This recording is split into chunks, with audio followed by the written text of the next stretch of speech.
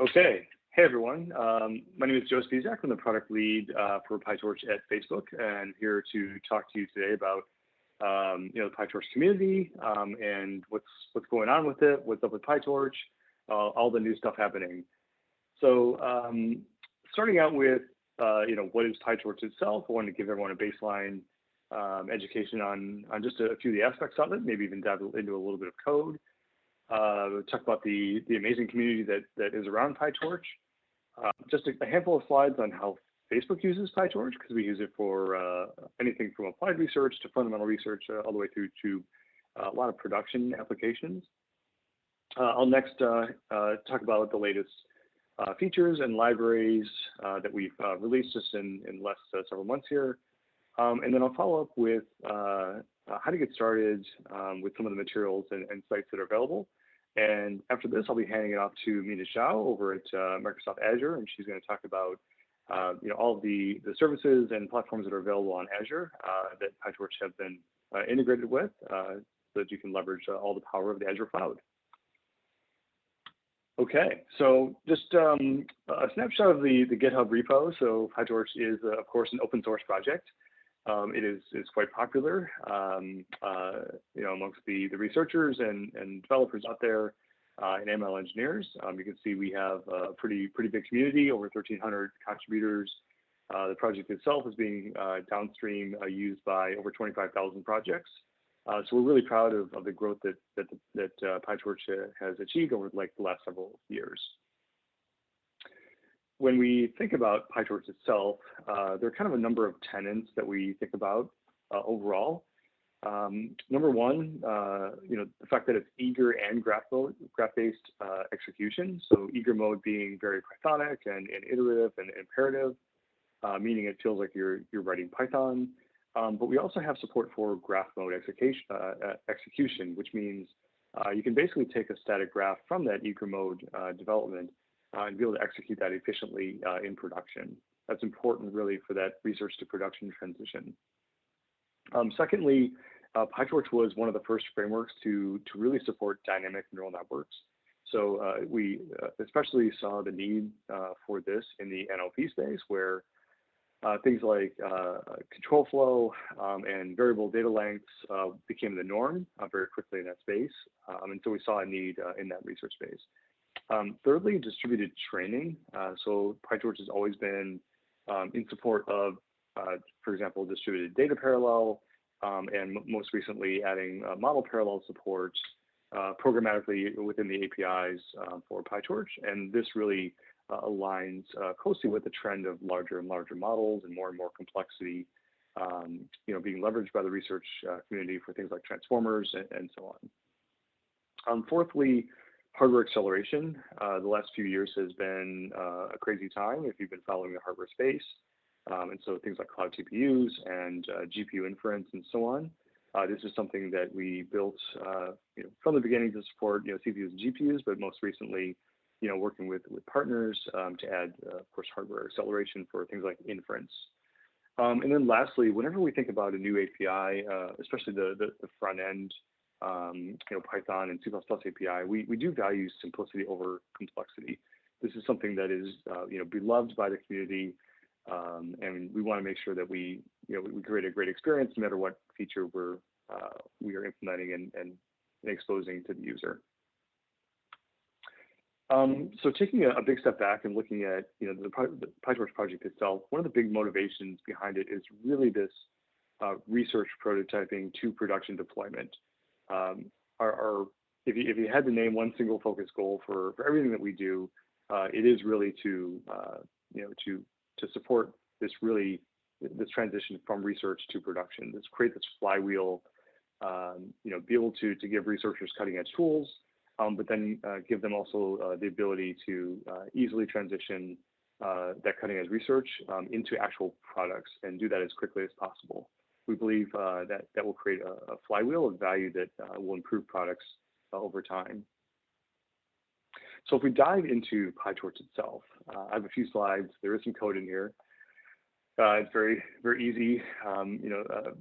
It kind of gives everyone a baseline of things. But just to kind of start with with the libraries and just a handful of the aspects of PyTorch itself, the APIs. So just starting from the upper left here, torch.nn is a neural network library that basically provides a set of layers that you can use to define a neural network, and you'll see what that means in the next slide. We also provide a set of optimizers, so you can think about stochastic gradient descent, and we'll talk about more of that in the next slides as well. Data, of course, is a very important aspect of any machine learning model development. So being able to manage data sets, create data loaders where you can do things like batching, multi-threading. Going down at the lower left here with Torch Autograd. So of course, backpropagation is based on differentiation and the chain rule. And so, Autograd has been a key, central piece of the PyTorch library, and why it's so easy, calling loss.backwards and being able to, very quickly do all of your differentiation without having to actually write derivatives is super nice. Torch Vision, we have, of course, Torch Audio and Torch Text, provide models, data, transformations, loss functions that are domain specific. And then, of course, Torch JIT, which is really the beating heart of the research to production story for PyTorch. This basically provides a torch script language, which is Pythonic. So it looks like Python. It really isn't Python, but it provides something that can be deployed without the shortcomings of what Python has, like the global interpreter lock as an example. So showing a little bit of code, you can see on the left-hand side here we have Python, and then on the right side we have C++. And you can see the code looks very, very similar. That was intentional.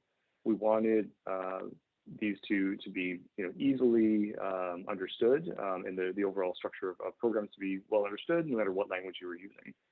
So you can see, it's looking at the Python example, we are importing Torch, which of course is the main project.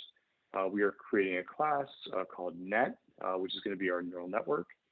We're subclassing that on the Torch NN using the module API, which we talked about briefly in the previous slide.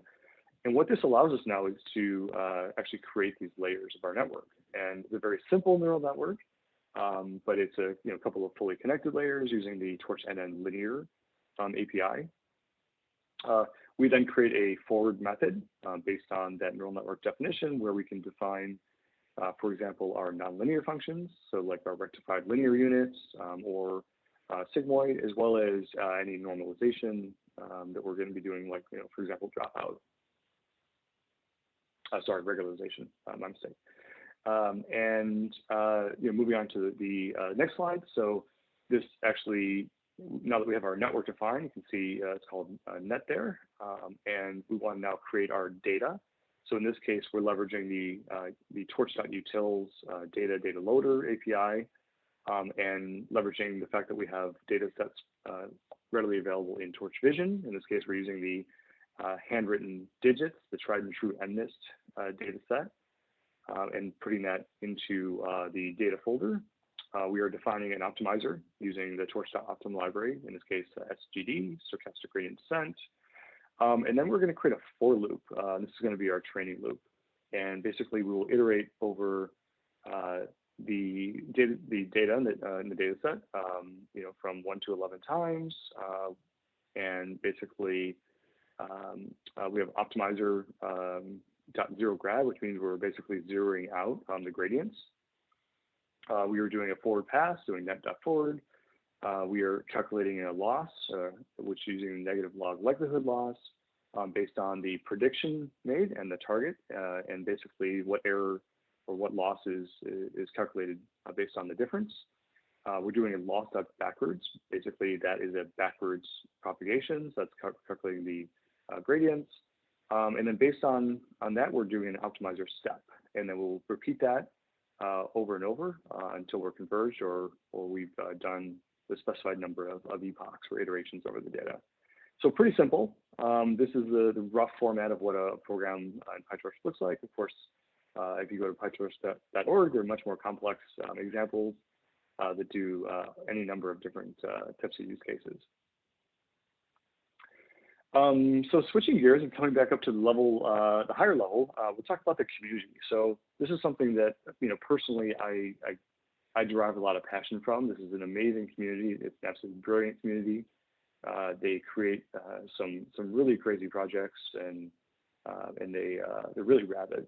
They absolutely love the project, and they love creating things on top of PyTorch. So just wanted to flash a few examples of some of the the community members that we have, and we obviously Fast.ai. So we have Jeremy here and Rachel Thomas in the lower middle there.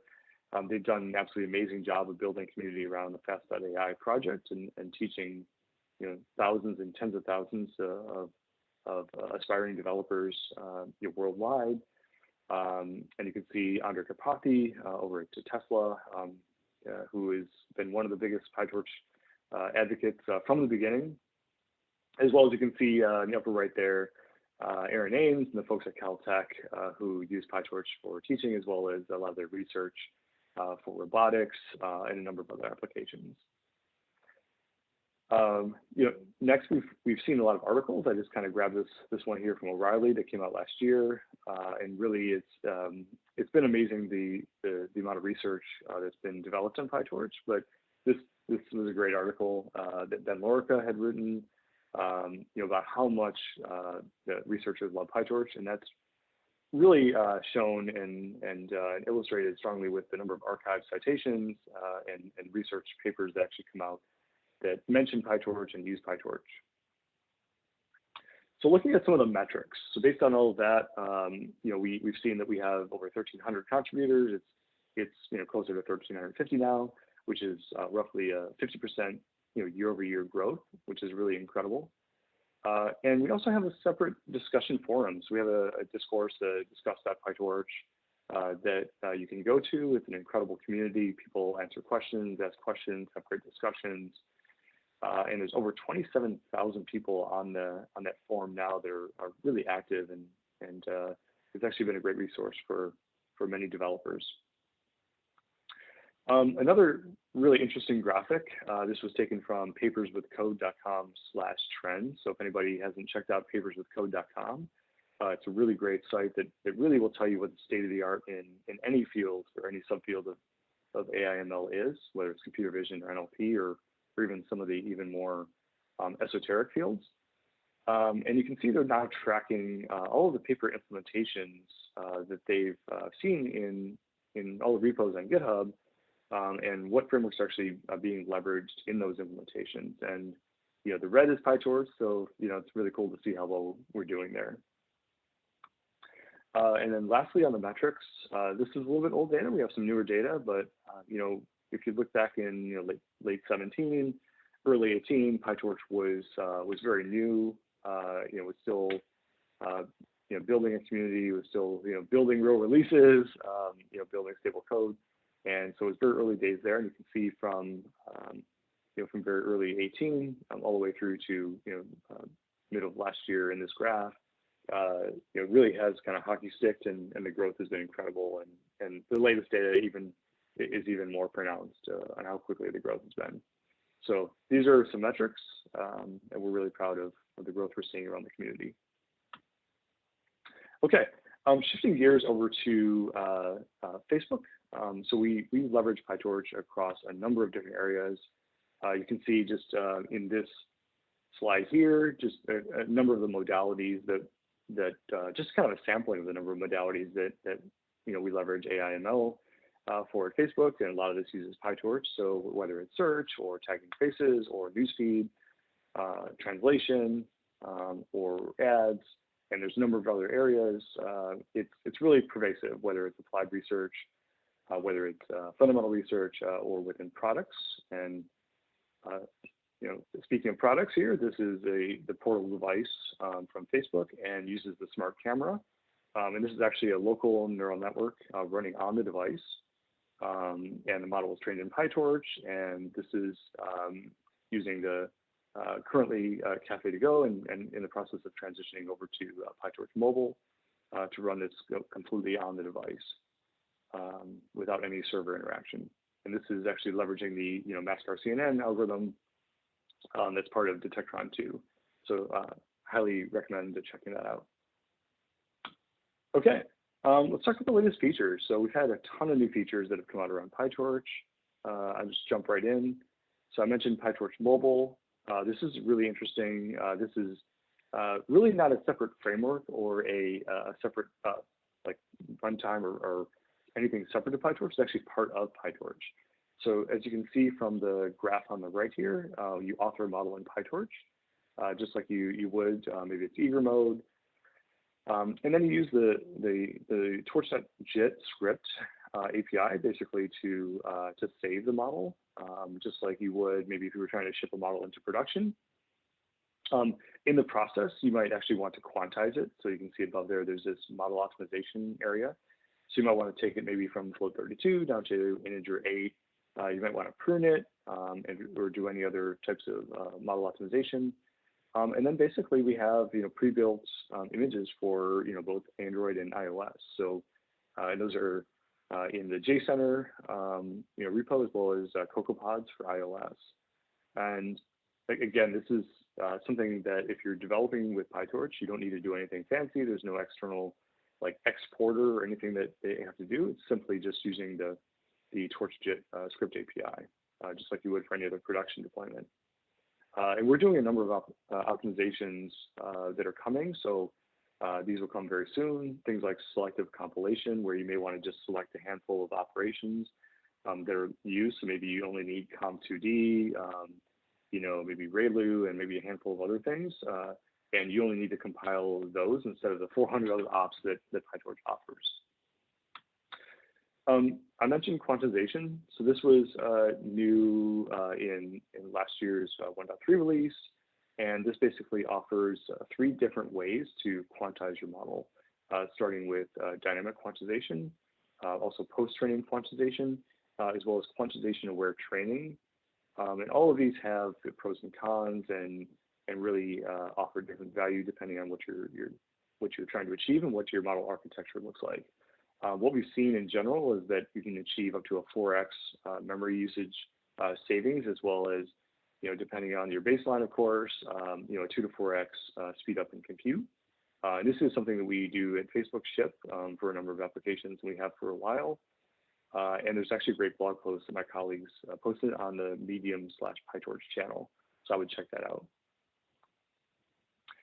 And lastly, on the features, so named tensors is something that we brought out last year and that we continue to improve and add more support for.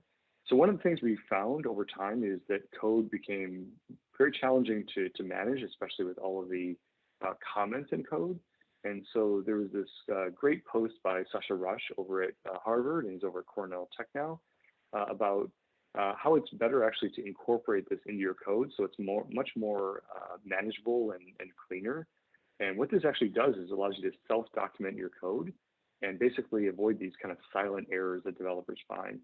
So you can see in the upper portion of the code here, we have tensor NCHW. So that's actually maybe your batch, your channels, your height and width, and you may want to just incorporate that in the case of the bottom set of the code, where it can actually just incorporate it without having any comments to be able to sync or kind of get out of sync. So it's a really cool feature. We have a great tutorial on PyTorch.org for that. Okay, so that's the core of PyTorch, and we have a number of libraries that go along with it. And I'll just go through a handful of these and some of the more recent ones and kind of talk through them here. So starting with privacy preserving ML. So privacy preserving machine learning is a super hot area. There's a big desire to bring privacy into machine learning and really incorporate it at a deep level. And so one of the things that we did last year is we started developing this library called Krypton. And Krypton basically allows you to do secure multi-party computation. And this is a research framework that allows you to experiment with this with an honest but curious model. So it won't take malicious attacks yet, but it's a great framework for basically providing, to build on top of from a research perspective. But the really cool thing about this library is it gives you an abstraction, a tensor abstraction that is basically similar to PyTorch. So it has this abstraction called a Krypton, an encrypted tensor, and it looks, feels, acts, and you can add it and manipulate it just like you would any kind of PyTorch tensor. And you can see on the right here, there's some code. It shows you how you're defining a torch tensor, and maybe you want to decrypt that tensor, or you want to encrypt it, or you want to add it to maybe a non-encrypted tensor. You may want to, you have maybe tensors that are encrypted, and then you want to create plain text and actually see, with agreement from all parties, you can actually create plain text and so on. So this is a really interesting library. It's getting adopted by a number of researchers in a number of universities, and as well as OpenMind, the non-for-profit in Europe who's developed PySift is using it underneath for its Krypton abstraction. Moving on to another super hot field, of course, is model interpretability. So a library that we open sourced last year was called Krypton, and Krypton basically provides a stable library of kind of the cutting edge of model interpretability algorithms. And you can see, for example, attribution algorithms for things like understanding the output predictions with respect to either the inputs of the network or layers themselves, or even down to the neuron level with respect to like how inputs are perceived. So if anyone's heard of integrated gradients, that's a great algorithm that something we've seen used pretty broadly. And then on the right, we have this thing called Krypton Insights, and this is a snapshot of it, and supports multimodal type of interpretability as well. So in this case, we're predicting this is a zebra, but there's also text. So it's actually looking at the text and also looking at the image itself and telling you the strength of where the network's actually looking in both modalities, and giving you the contributions to the overall prediction score. So really great library. This is also something we're developing with the OpenAI team. They're contributing to it, and their cutting edge algorithms out of Chris Ola's team will be available in this library as well. Next is Detectron 2. Detectron 2 is, of course, the successor to Detectron 1, the object detection and instance segmentation library. So this was new from late last year. I would check this out. You can see it's fantastic. It provides a number of cutting edge models for object detection. It's the baseline for a number of new projects in the computer vision space. And we're in the process of adding Torch script to it, so you can actually take these models to production. And then lastly on the libraries, PyTorch 3D is a really new library that came out just a few months ago. And this is a research platform for 3D differentiable rendering. And you can see some of the things that it can do there. But it offers a data structure for storing and manipulating triangle meshes, voxels. Basically, you can differentiate over those meshes. It provides basically new abstractions to handle these 3D things like 3D batching, for example. So it kind of gives you the basic tools for handling new types of 3D research. Okay, I'm going to finish up quickly and talk about how you get started with all of this. So first thing to do if you want to get started is go to pytorch.org.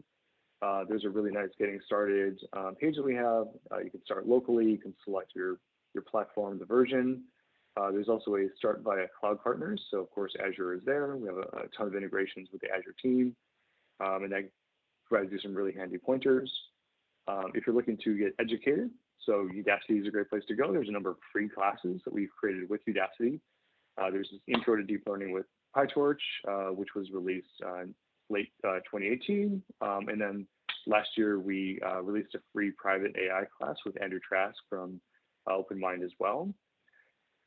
There's a number of books that are out there. So Dilip Rao has his NLP book on PyTorch, which is really great. And then Eli and Luca for the Deep Learning with PyTorch book. And then if you like how Jeremy Howard teaches, of course, there's Fast.ai, and of course, he has a book as well. I was personally a reviewer on it, and it was really, really amazing. And his book will be coming out, I think, in July at this point. So definitely check that out. It's on Amazon. You can pre-order it. And then lastly, we also have Chinese. So if anyone is looking for Chinese docs, we have some great community members who have developed the Chinese version of all the PyTorch.org docs and tutorials. And that's under the resources page in PyTorch.org. And of course, please join the community on either Facebook or Twitter. We're constantly posting things and have new stuff coming out. So thank you. And next up, I'll hand it over to Mina. Thanks a lot. Great. Thanks so much, Joe, for that awesome comprehensive presentation. So now I'm just going to take a few minutes to really quickly give an overview on using PyTorch on Azure Machine Learning. So yeah, so Azure Machine Learning, a quick overview. It's a cloud-based platform to train, deploy, automate, and manage and track your machine learning models on the Azure cloud. So here's just a diagram. So to train PyTorch models on Azure Machine Learning, you can really leverage a lot of the specific features and functionality that we have on the Azure cloud. So you get powerful compute, especially for distributed training. So we have auto scaling capabilities, low pri and dedicated VMs, depending on what suits your scenario. And we have support for most VM families, including the latest NVIDIA GPUs for deep learning training with PyTorch. We also have support for multiple distributed communication backends from PyTorch, including Glue, Nickel, MPI. And we also have support for the popular Horovod framework for distributed training. Next, you can leverage either pre-configured or customizable training environments for PyTorch. So you can use our default predefined PyTorch containers that come with all of the necessary frameworks and GPU drivers and other dependencies, or you can customize your own training environment and bring your own container. Furthermore, you can do job management, so start, stop, monitor your PyTorch jobs with either the Python SDK, the CLI, or the Azure Machine Learning Studio, which is our UI web interface. We also have hyperparameter tuning capabilities, so you can automate your hyperparameter exploration for your model training at scale, specify the search space and sampling algorithms that you want to use to figure out the best combination of hyperparameters for your specific job.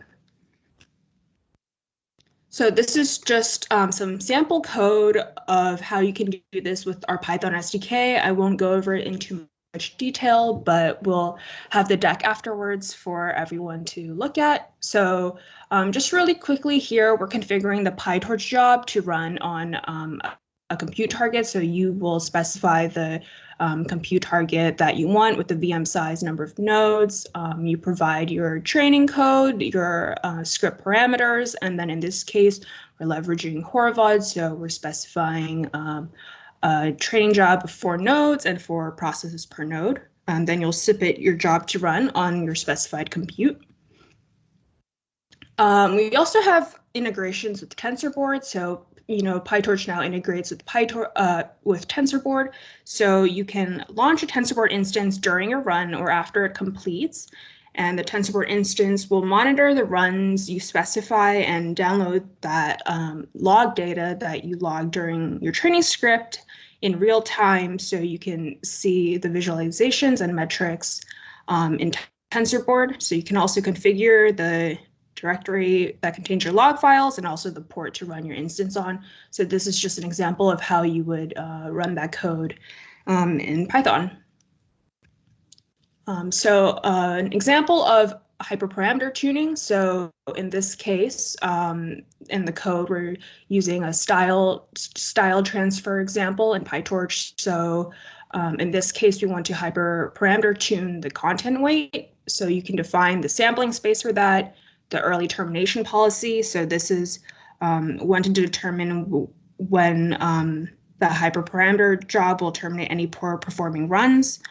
And then you define the job configuration, the total number of runs you want to do, and also the primary metric that you want to optimize for, in this case, validation accuracy, to maximize that. We've included links at the bottom if you want more information. Next, once you're done training your model, you can register and manage these PyTorch models in Azure Machine Learning. So you can package up your models with all of their scoring dependencies for deployment later on. We also have capabilities for versioning your models. So this allows you to track your model changes over time, to retrieve specific versions for deployment, do A/B testing, and roll back any changes. There's a model registry attached to everyone's Azure Machine Learning workspace. So this is where you can store and share your models and their associated metadata. So here's just a really quick example of how you would register your model from the previous run. Next, you can deploy your PyTorch models as web services. So you can deploy locally to Azure container instances or to Azure Kubernetes service, for example, depending on your scenario, if it's for testing or production use. There is support for both real-time and batch inference. Everything is secure, so you can secure your deployments with TLS. There's also key-based and token-based authentication for your web services. Finally, you can monitor the status and performance of your deployments. We also offer event grid integration for notifications for any alerts that you set up. So this is just a quick example of how you would deploy your previously trained model. So you want to define the scoring script that you'll be using for the web service, any of the package dependencies the script requires. And then define the deployment. In this case, we're deploying to Azure Container Instance. So you want to specify the number of CPUs and gigabytes of RAM for your container. Then finally, you'll deploy your previously trained model, and then you can grab the web services HTTP endpoint for invoking for consumption. Yeah, so that's just a really quick overview. We have links to Azure Machine Learning resources. You can get started with a free trial. And also we have the links to documentation and end-to-end tutorials for running PyTorch and Azure ML. And finally, here are some more PyTorch resources for the PyTorch project, including the website and a bunch of other really helpful resources.